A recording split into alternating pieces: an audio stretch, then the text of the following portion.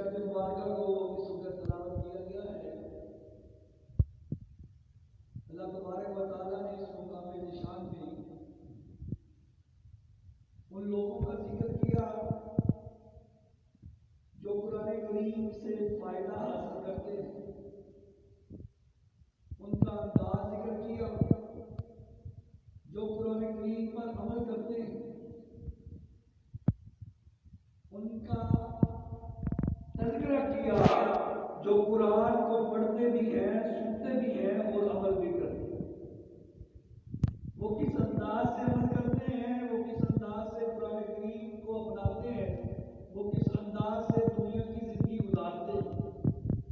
فرمایا ان فی ذالک لذکریٰ لمن کان لہ قلب او قلب، فرمایا بے شک جو اللہ پاک کی نصیحتیں ہیں، اللہ پاک کا ذکر ہے، جب وہ سنتے ہیں تو ان کے دل قلب او القى السمع وهو شہید، تو ان کے دل حاضر ہوتے ہیں، دماغ حاضر ہوتا ہے، ان کے کان سننے کے لیے تیار ہوتے ہیں۔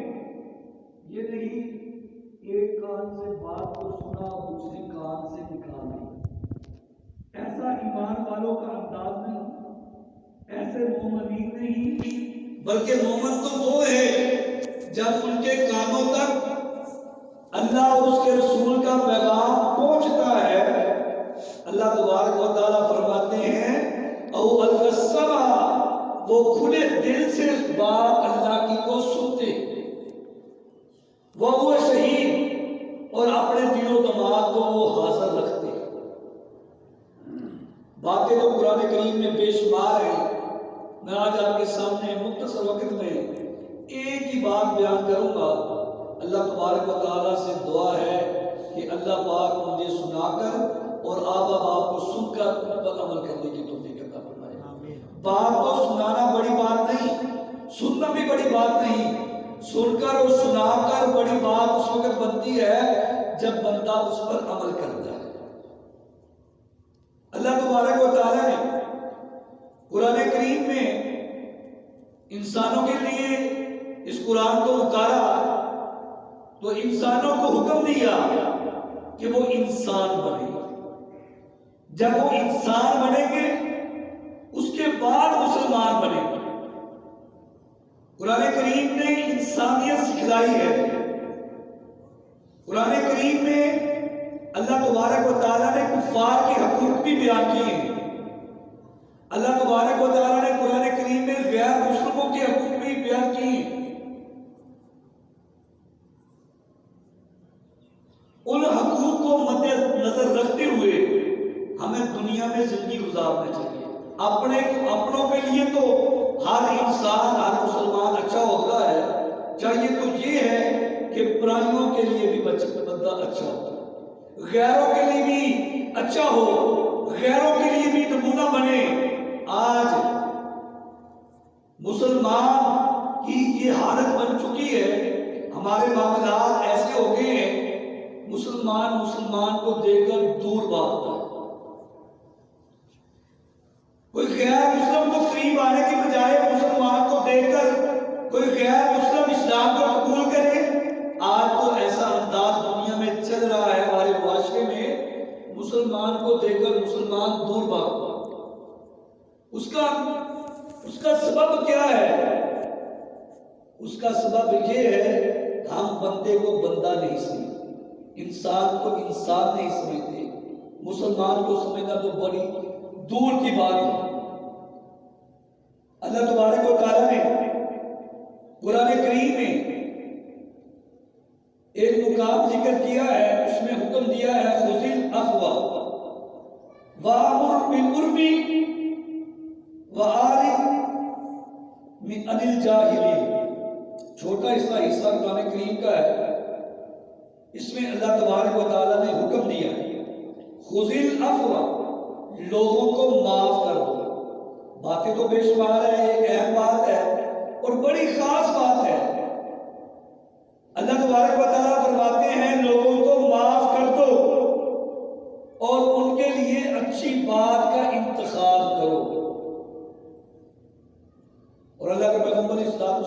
مشہور حدیث ہے جس میں اللہ کے پیغمبر علیہ الصلوۃ والسلام نے فرمایا تھا میری امت کے لوگ مجھے دو باتوں کی ضمانت دے دے، میں محمد رسول اللہ صلی اللہ علیہ وسلم ان کو جنت کی ضمانت دیتا ہوں۔ جنت کی ضمانت، زیادہ اعمال کا تذکرہ نہیں کیا، زیادہ نیکیوں کا ذکر نہیں کیا، زیادہ باتوں کا ذکر نہیں کیا، بلکہ مختصر سے انداز میں اللہ کے پیغمبر علیہ الصلوۃ والسلام نے فرمایا میرے امت کے لوگ مجھے دو باتوں کی ضمانت دے دے، میں محمد رسول اللہ صلی اللہ علیہ وسلم اپنے امتیوں کو جنت کی بشارت دیتا ہوں، جنت کی ضمانت دیتا ہوں۔ وہ دو باتیں کیا تھی کہ اپنی زبان کو کنٹرول میں رکھو اور اپنی شرمگاہ کی حفاظت کرو، زبان سے برا بولنا نہیں اور بدکاری کے قریب نہیں جانا، بے حیائی کے قریب نہیں جانا۔ اور یہی حکم اللہ تبارک و تعالیٰ نے قرآن کریم میں ذکر کیا ہے، قل افوا، لوگوں کو معاف کر دو، یہ زبان سے معاف کر دیا جاتا ہے، اس کی بڑی فضیلت ہے۔ ایک آنے والا نبی اکرم صلی اللہ علیہ وسلم کی خدمت میں آیا، آ کر کہنے لگا اللہ کے پیغمبر جی مجھے کوئی عمل بتلائیے جس کو میں مضبوطی سے ٹھاؤں اور اسی پر میں اپنی زندگی گزاروں اور میں کامیاب ہو جاؤں۔ اعمال تو بے شمار ہے، بے شمار ایسے اعمال ہیں، بے شمار ایسی اچھے کام ہیں جن کے ذریعے لوگ کامیاب ہوتے ہیں۔ قربان جائے محمد رسول اللہ صلی اللہ علیہ وسلم پر جس کا ایسا انداز ہوا کرتا تھا، اپنے آنے والے سائر کے انداز کو دیکھ کر اسی انداز سے اللہ کے پیغمبر علیہ الصلوۃ والسلام کو جواب دیا کرتا تھا۔ یہ آپ کی حکمت تھی، آپ کی دانائی تھی، آپ کا علم تھا، آپ کی رب پر رحمت تھی، آپ کا رب پر کرم تھا، آپ پر رب کا فضل تھا۔ اسی لیے اللہ تبارک و تعالیٰ نے اپنے پیارے پیغمبر جناب محمد رسول اللہ صلی اللہ علیہ وسلم کو اتنی فراست عطا کی۔ آپ نے فرمایا اچھا ایک بات سننا چاہتا ہے، ایک عمل کا سوال کرتا ہے، وہ عمل تو کرے اور تو کامیاب ہو جائے، تو پھر سن۔ تو اللہ کے پیغمبر علیہ الصلوۃ والسلام نے فرمایا غصہ مت کیا کر، غصہ مت کیا کر۔ پوچھا اللہ کے پیغمبر اس کے بعد میں کون سا عمل کروں؟ پھر فرمایا غصہ مت کیا کر۔ پھر پوچھا کہ اللہ کے پیغمبر اس کے بعد کیا کروں؟ آپ علیہ الصلوۃ والسلام نے فرمایا غصہ مت کیا کر۔ وہ حیران ہوا، پریشان ہوا، اللہ کے پیغمبر جی میں نے 3 سوال کیے ہیں، تینوں سوالوں کے آپ نے ایک ہی جواب دیا ہے۔ تو اللہ کے پیغمبر علیہ الصلوۃ والسلام نے پتہ کیا فرمایا؟ فرمایا اس پہ ذرا غور کرو، اس کو اپنا کے دیکھنا، تجھے خود سمجھ آ جائے گا کہ غصہ نہ کرنے کے کتنے فوائد ہیں، غصہ نہ کرنے کے کتنے ثمرات ہیں۔ وہ صحابی رسول کے فرماتا ہے میں اپنے گھر گیا، میں اسی سوچ میں پڑ گیا، میں نے بڑا سوچا، بڑا غور و فکر کیا، بڑا وقت لگایا، مجھے رزلٹ یہ ملا کہ اللہ کے پیغمبر علیہ الصلوۃ والسلام کی فراست پہ اخیر جائے، قربان جائے کہ آپ نے کس انداز سے میری تربیت فرمائی ہے۔ غصہ نہ کرنا ایک ایسا عمل ہے جس کی وجہ سے بندہ کسی گناہ کے قریب نہیں جاتا، بندہ بڑے بڑے گناہوں سے بچ جاتا ہے،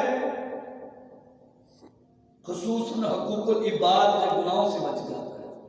آج ہم معاشرے میں دیکھ رہے ہیں ایک غصہ کرنے کی وجہ سے بیٹا ماں کو قتل کر دیتا ہے، ایک غصہ کرنے کی وجہ سے بیٹا باپ کو قتل کر دیتا ہے، ایک غصہ کرنے کی وجہ سے بھائی کو قتل کر دیا جاتا ہے، بہن کو قتل کر دیا جاتا ہے، حتیٰ کہ اپنے دوستوں کو قتل کر دیا جاتا ہے غصے کی بنا پر۔ فرماتا ہے میں نے بڑا غور و فکر کیا، سوچ و بچار کیا، مجھے رزلٹ یہ ملا غصہ نہ کرنے کی وجہ سے میں بہت سارے گناہوں سے بچ جاؤں۔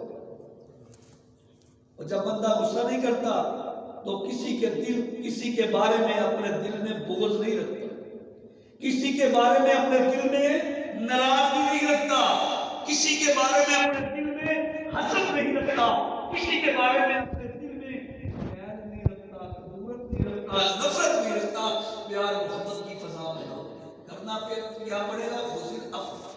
لوگوں کو معاف کرنا پڑے گا، اور معاف کرنا ایسا محبوب عمل ہے اگر اللہ کے محبوب بھی اس معافی سے انکار کرے تو رب رحمان آسمان سے فوراً قرآن اتار دیتے۔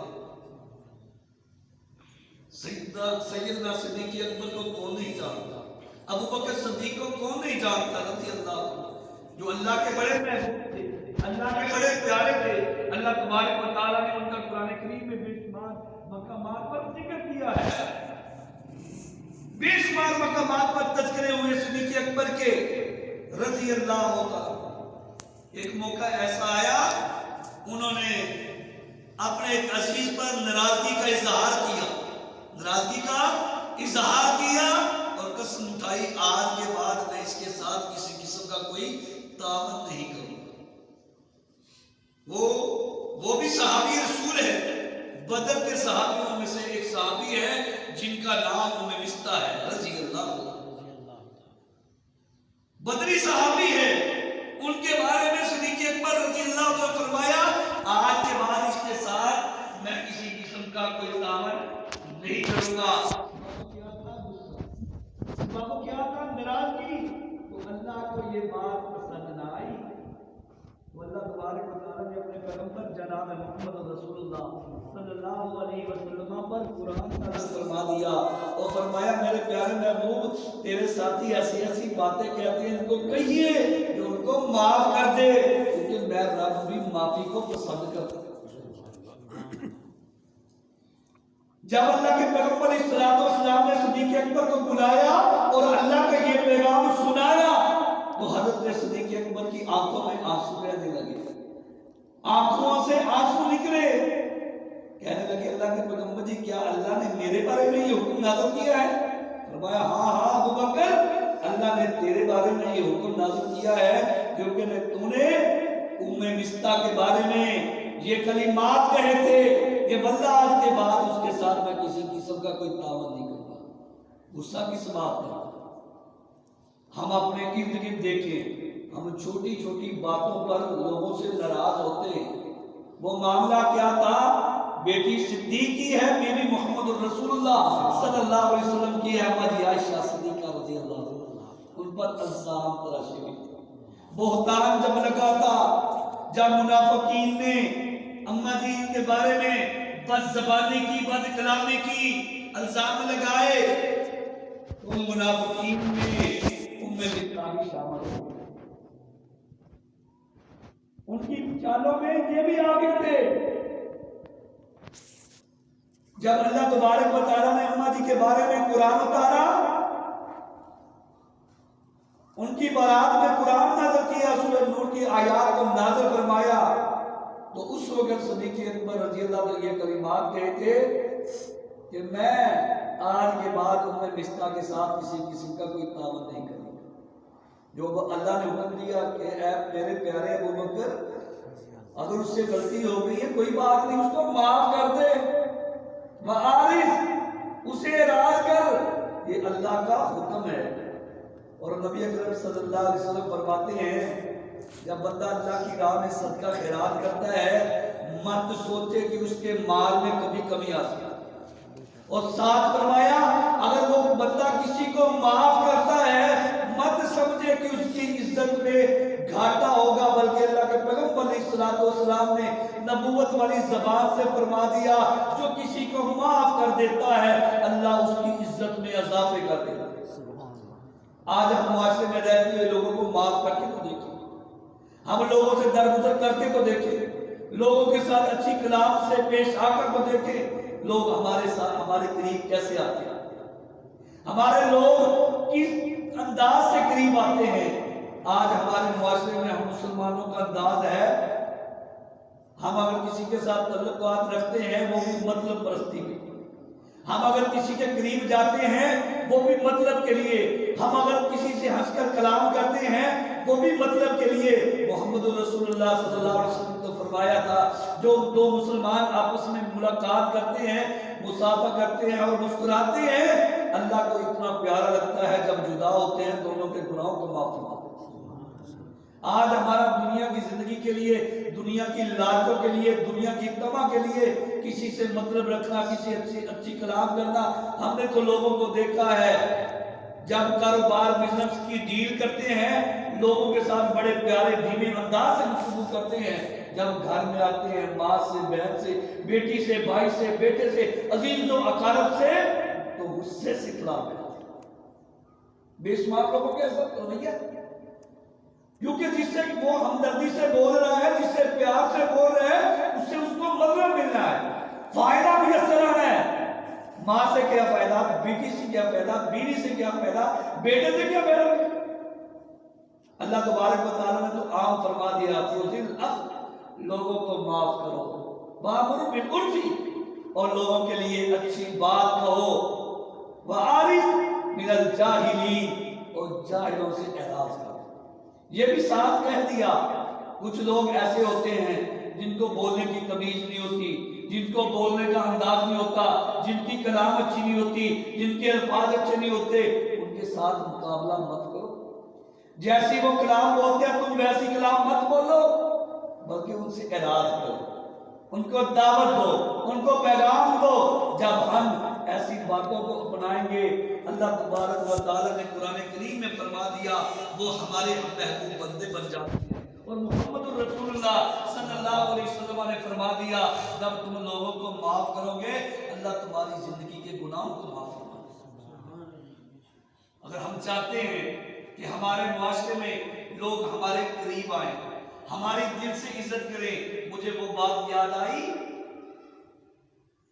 ہارون رشید کے دور کا واقعہ ہے۔ شہر میں خلیفہ بھی موجود ہے، لوگوں نے خبر دی کہ شہر میں لوگوں کا ایک رش جمع ہو چکا ہے، لوگوں کا ایک رش جمع ہو چکا ہے، لوگ بڑی تعداد میں ایک مقام پر جمع ہیں۔ پوچھا گیا کون ہے، کس کی وجہ سے یہ لوگوں کا رش ہوا ہے؟ خبر دی عبداللہ ابن مبارک رحمۃ اللہ علیہ۔ تو اس وقت خلیفہ ہارون رشید کی بیوی نے اپنے خاوند کو کہا، اے میرے سرتاج، اگر عزت دیکھنی ہے تو اس کی دیکھو، اگر تیری لوگ عزت کرتے ہیں تو تجھ سے ڈر کر عزت کرتے ہیں۔ عبداللہ ابن مبارک رحمۃ اللہ علیہ کی عزت اگر ہو رہی ہے تو ان کی دین کی وجہ سے، دین اسلام پر عمل کرنے کی وجہ سے، اللہ اور اس کے رسول کے پیغامات کو پہنچانے کی وجہ سے اللہ تبارک و تعالیٰ نے اتنی عزت میں اضافہ کیا ہے۔ پتہ کیا چلا؟ مال و دولت سے، شان و شوکت سے تو ہر انسان عزت کرتا ہے، یہ تو عارضی عزتیں ہیں، حقیقی عزتیں تو وہ ہیں جو اللہ کروائے، جو اللہ کروائے، دین کی بنیاد پر، اسلام کی بنیاد پر، محمد الرسول اللہ صلی اللہ علیہ وسلم کی باتوں کو ماننے کی بنا پر۔ اور اللہ تبارک و تعالیٰ نے قرآن میں فرما دیا بے شک وہی لوگ ہیں جب وہ اللہ اور اس کے رسول کی بات ان کے کانوں تک پہنچتی ہے وہ دل و دماغ